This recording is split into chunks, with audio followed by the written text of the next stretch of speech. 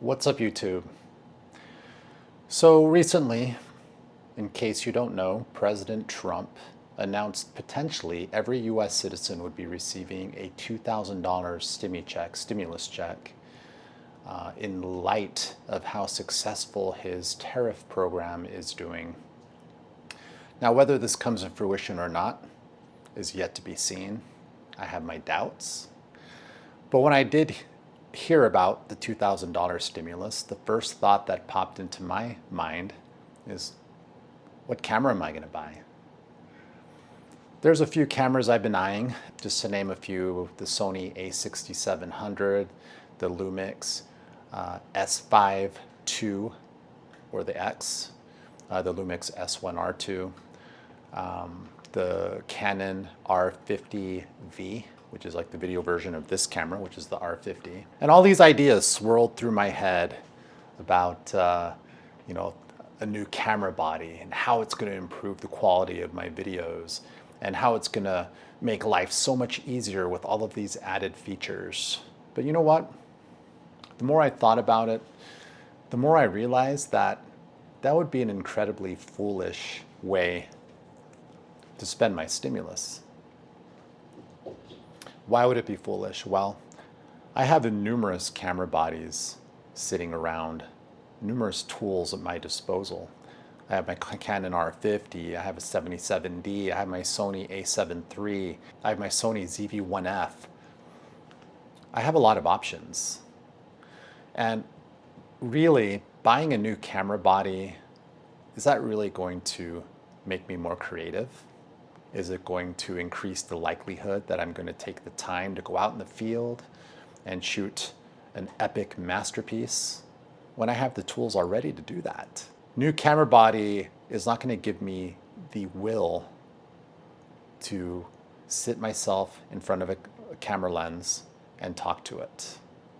That's more of like an innate uncomfortableness, I don't want to say fear, just an awkward uncomfortableness for me. But you know what? This challenge that I've been doing for the last few days, last 11 days now, it's made me realize that the best camera, and you hear this all the time, it's such a cliche phrase, but I mean, the best camera is the one that's right in your pocket, the one right in your hand. And I got numerous cameras that have been sitting on a shelf collecting dust, and this challenge has allowed me to branch out and use them. I've used my action camera, I've used my Pocket 2, I've used my Canon R50, I've used my Sony ZV-1F, and I plan on using some of my other bodies. I'd love to whip out the Canon 77D and see what it can do as far as video capabilities. So I guess the moral of the story here is a lot of people think that they need the most expensive, latest and greatest camera in order to be a good content creator.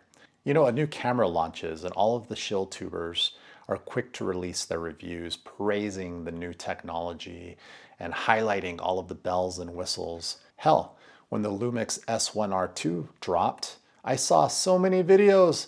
I thought in my mind, I have to own this camera. Cam Mackey has sold me on buying this camera, and I would love to own it eventually.